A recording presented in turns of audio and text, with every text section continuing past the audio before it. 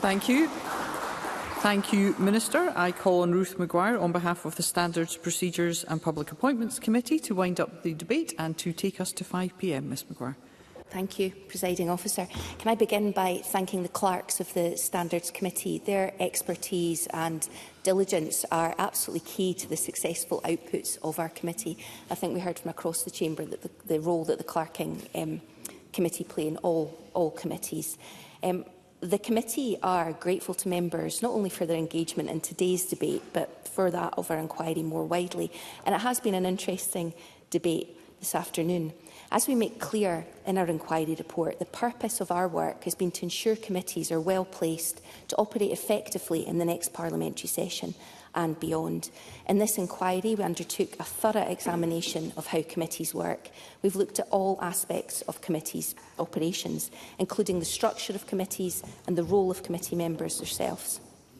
We believe our recommendations to be practical and deliverable and focused on giving committees the necessary tools to fulfil their potential.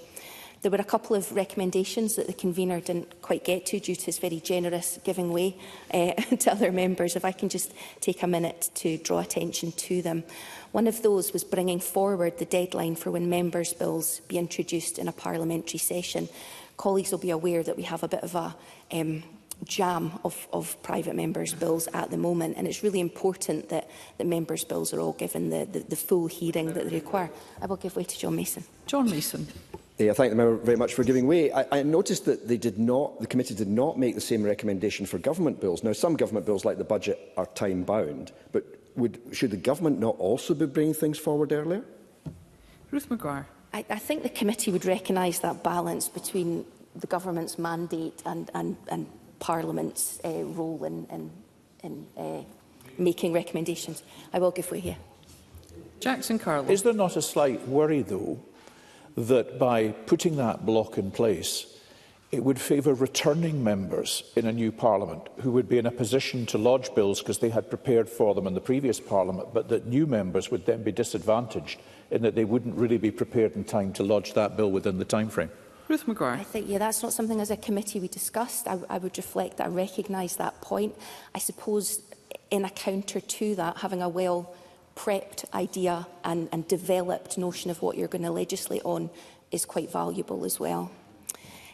One of the other things committee recommended was giving committees more flexibility to meet in private when the chamber is sitting and to utilise Monday afternoons and Friday mornings for some committee business. Maybe most significantly in terms of structural changes, one of the proposals was that Bureau were able to propose time-limited committees. These committees could look at specific bills, specific inquiry issues, whether of a topical or cross-cutting nature, and post-legislative scrutiny. Our report also reflected on the suite of tools that are available to committees, committee reporters, subcommittees and joint committee meetings. We added hosting to this, under where one committee would be formally invited to participate in another committee's meetings, including access to private sessions and meeting papers. It's been really helpful today in today's debate to hear some of the positive examples of committee work and the factors that have contributed to those success. It's also been... I will give you. Paul Sweeney. I'd just like to put on record that my participation in the cross-committee work on drug deaths has been particularly rewarding. It's a synthesis of two different committees, criminal justice and health, and it's been really useful to get to the nub of that major emergency in Scotland, so maybe more of that could be a good thing. Ruth Maguire. Thank Paul Sweeney. I think that's a really helpful contribution and good to get on the record. Forgive me, I've got a lot of sheets of paper here.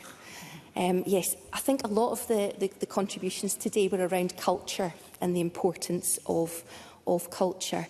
In opening, the Minister recognised the workload of committees and that balance between the Government's mandate to take forward legislation and the freedom of Parliament and committees to approach the scrutiny function and, importantly, hold the Government to account.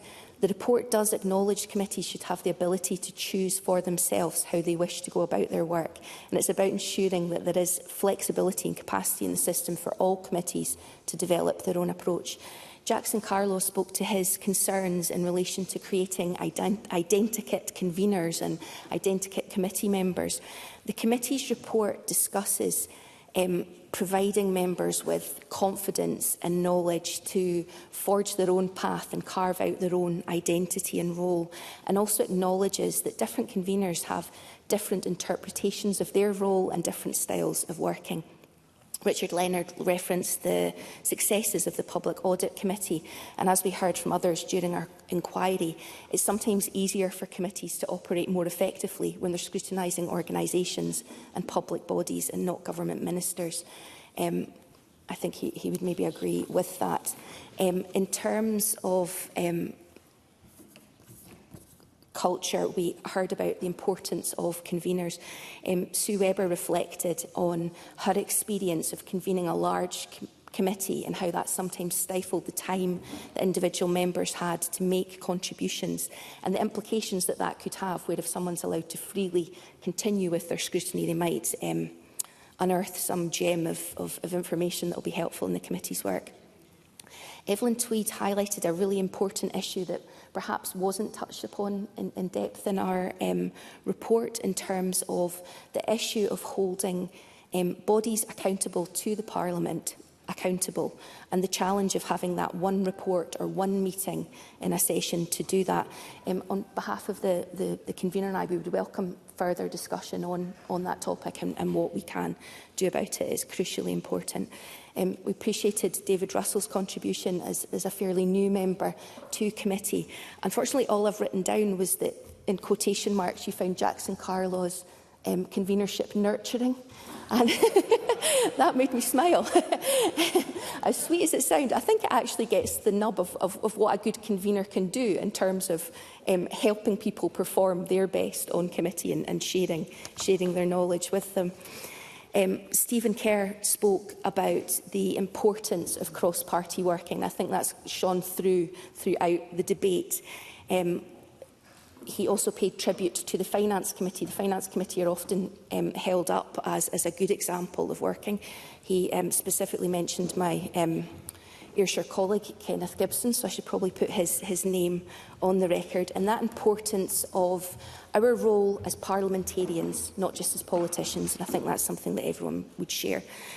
John Mason also provided a thoughtful contribution, sharing his 14 years of experience and service, and pointed out, in terms of culture, that even with an excellent convener, sometimes one member being perhaps hostile or tribal can throw things. He also spoke to the importance of fact-finding visits and away days. And I think perhaps particularly in this session, when new members weren't together for induction, those types of opportunities to gel as humans are important and contribute to good working. Where there have been differences of views on where issues lies and solutions to them might lie, it only adds further weight to ensuring there's a recognition of a common resolve that committees are equipped to fulfil their potential. I'm struck today by the support from across all the chamber of the crucial function committees play in our democracy to hold the Scottish Government to account and to reflect the interests of the people that we serve. We need to ensure that committees are prepared to meet the expectations of voters and to be able to demonstrate what our committees can achieve.